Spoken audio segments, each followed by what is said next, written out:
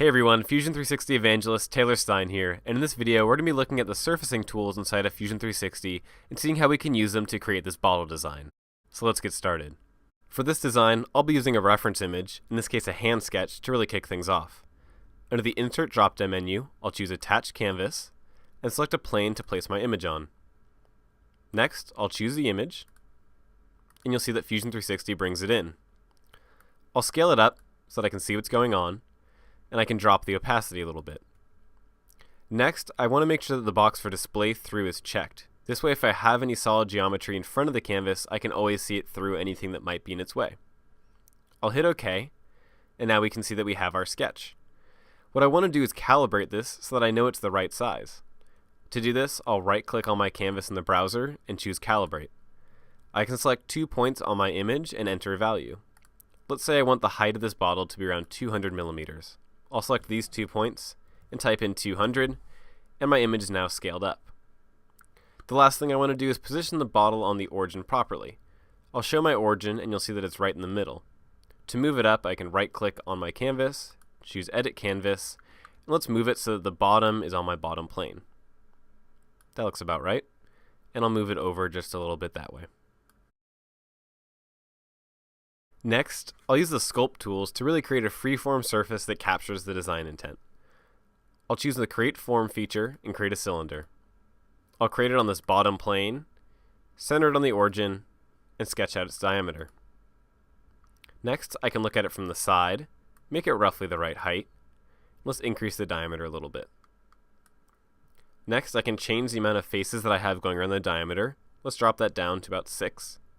And I can make sure that I have symmetry on. This way anything that happens to one side of the form is reflected on the other.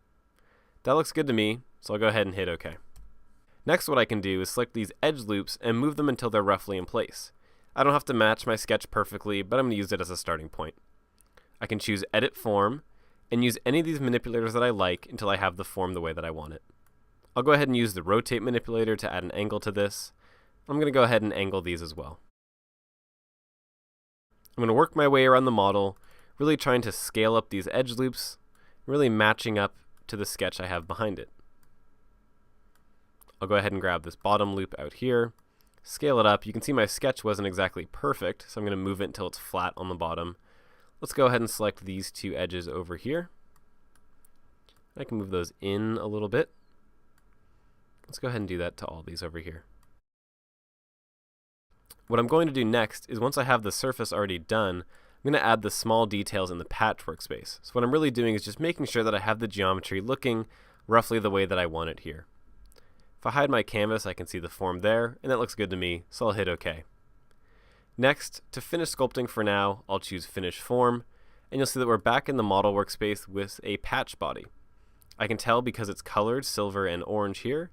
And also, if I open up my bodies folder, I have this orange icon right here letting me know that it is indeed a surface body.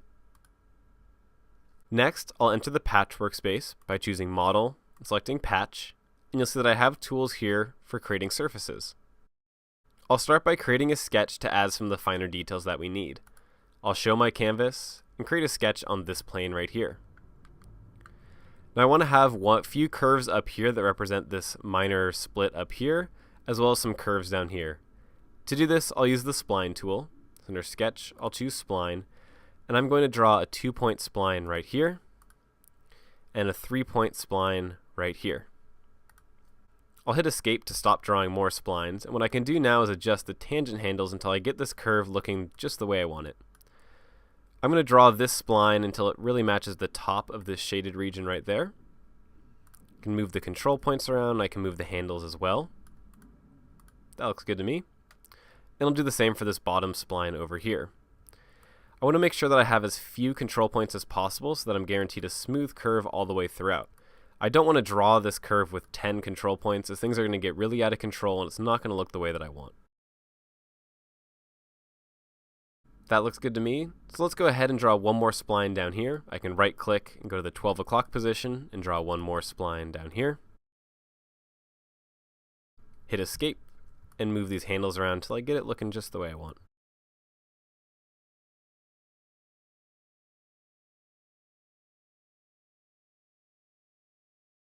Alright, so that looks good to me. So what we need to do now is add one more spline down here. Now I could draw a second spline, but because I want this to be a perfect offset, I don't want to eyeball it. What I want to do is use the offset tool and do it right. To do that, under the sketch drop-down menu, I'll choose offset, select this curve, and I can move it down to see that this is the positive direction. Let's move it down by 2 millimeters. That looks good to me. I'll hide my canvas and choose stop sketch. Now to make things easy, I want to make sure that I'm working on just half of the bottle, and then we can mirror it at the end. To do this, under modify, I'll choose split body, select this surface as the body to split, and for the splitting tool, let's go ahead and select this work plane. I can left click and hold and let go and then choose this work plane right there.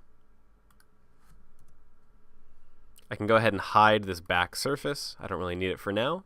And I can perform 2 more splits with these top curves. Again, under modify, I'll choose split body. This is the body that I want to split, and this is the splitting tool. You'll see that I don't have to create any surfaces. All I have to do is choose it as the splitting tool. I'll show my sketch and repeat that split body command, this time splitting this body with this curve over here. If I hide my sketch, you'll see that we have 3 surfaces right here, and we're ready to create some more splits. This time, instead of splitting the body, what I'm going to do is create some surfaces just from these curves. In the model workspace, you're probably used to needing closed profiles for extrusions, but here in the patch workspace, you can extrude just curves. To do that, under the create drop-down menu, I'll choose extrude and select these 2 bottom curves. I'll drag them out until they extend all the way through my model, and this is known as overbuilding. That looks good to me, so I can hit OK. And now I can use these to trim away the material that I don't want. To do that, under modify, I'll choose trim. First, I need to choose my trim tool, which is going to be this surface. And next, if I stop moving my mouse, you'll see it says select blank areas to remove. That's going to be this thin region right here. I can hit OK, and you'll see that it gets rid of that surface right there. I'll go ahead and hide this body, body 6. Let's do one more trim with this bottom surface down here. This is my trimming tool. This is the surface that I don't want anymore. I can go ahead and hit OK. Let's go ahead and hide surface 7 and my sketch, and you can see what we're left with. Next, if I look at my canvas, you'll see that I have this offset surface in here. I don't want this surface to extend all the way in. I want just a slight offset from that. I'll hide my sketch, and we can create that offset surface. Under the create drop-down menu, let's choose offset. This is the surface that I want to offset from. And I can offset in, it's the negative direction, so let's go by -4, how about that? Can hit OK, and I can hide this surface up top to see our smaller offset surface in, and now we're starting to have the geometry that we see in our sketch. The next thing I want to do is really extend this surface in its natural direction, keeping this edge tangent to the direction it's already heading in. So to do that, under the modify drop-down menu, I'll choose extend. And this is another way of overbuilding these surfaces and then trimming them afterwards. This is the edge that I want to extend, and I want to extend natural, so it's going to continue in the direction that's already heading. And I'm going to extend until I pass this edge right here.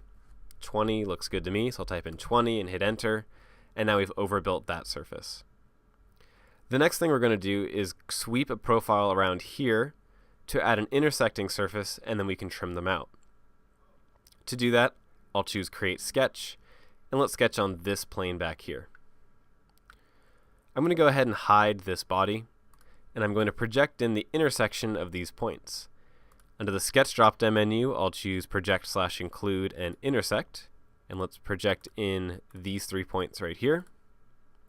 I can go ahead and hide that bottom surface actually, or show it rather, and now I can draw some lines.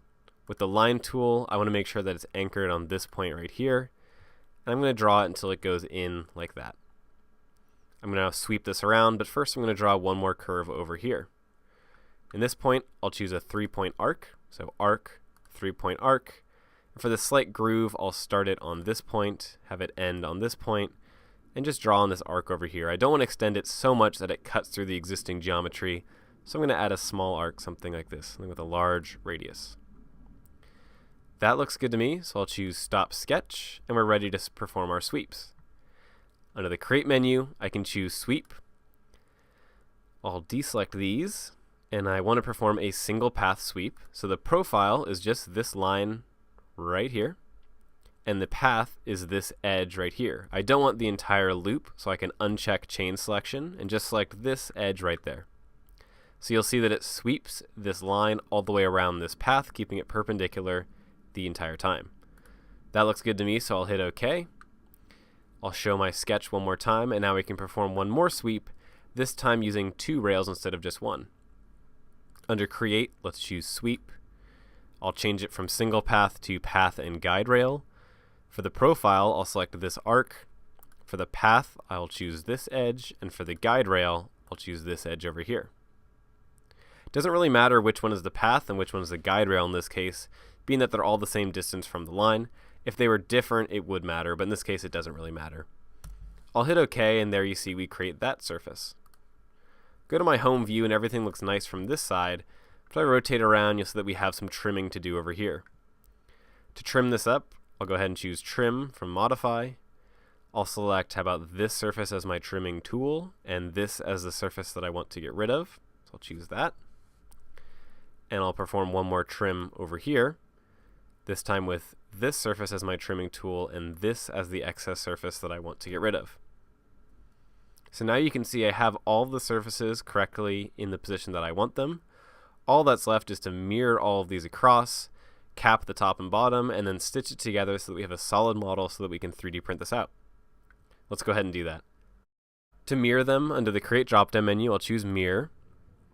I want to mirror bodies, so I'll select that here from the pattern type. And I can drag a box over all of these surfaces to select all 5 of them. For my mirror plane, that's going to be this work plane right here. I'll hit OK, and there are all of our mirrored surfaces. Let's go ahead and create those patches on the top and bottom. With the Create drop-down menu, I can choose Patch. I'll uncheck the box for Enable Chaining, and I'll select this loop right here as well as this one, and you'll see that surface is created. Rotate to the bottom, and let's create one more patch. Go ahead and select this edge, and that patch is created. And it looks like everything is in place for our final stitch. Stitching everything together really welds all the edges and creates a solid model, assuming everything is perfectly watertight. So let's see how it works out. I'll choose Stitch here from the Modify drop-down menu, and instead of selecting all of these surfaces, I can again drag a box over all of them to select it. The green lines indicate where the edges are going to be welded or stitched together, and the operation is going to result in a new body, which is exactly what I want. I can hit OK, and there's my solid body. Now if I want to add any features to this in the solid modeling workspace, I totally can. All I have to do is switch from patch to model, and if I wanted to add a slight fillet to this top edge, under Modify I can choose Fillet, and I can add a slight fillet here to the top. How about 2 millimeters? And just to show you and prove that it is solid, let's go ahead and do a section analysis. So under Inspect, I can do section analysis. Let's go ahead and go from this plane right here, and you can see that this is indeed a solid model. So there you have it. There's a simple surfacing workflow inside of Fusion 360. I hope you learned something new. If you like these kinds of videos, be sure to give it a thumbs up. If you have any questions, leave them in the comment section below. And if you want to reach out to me directly, you can always tweet me at Taylor_Stein. Thanks for watching.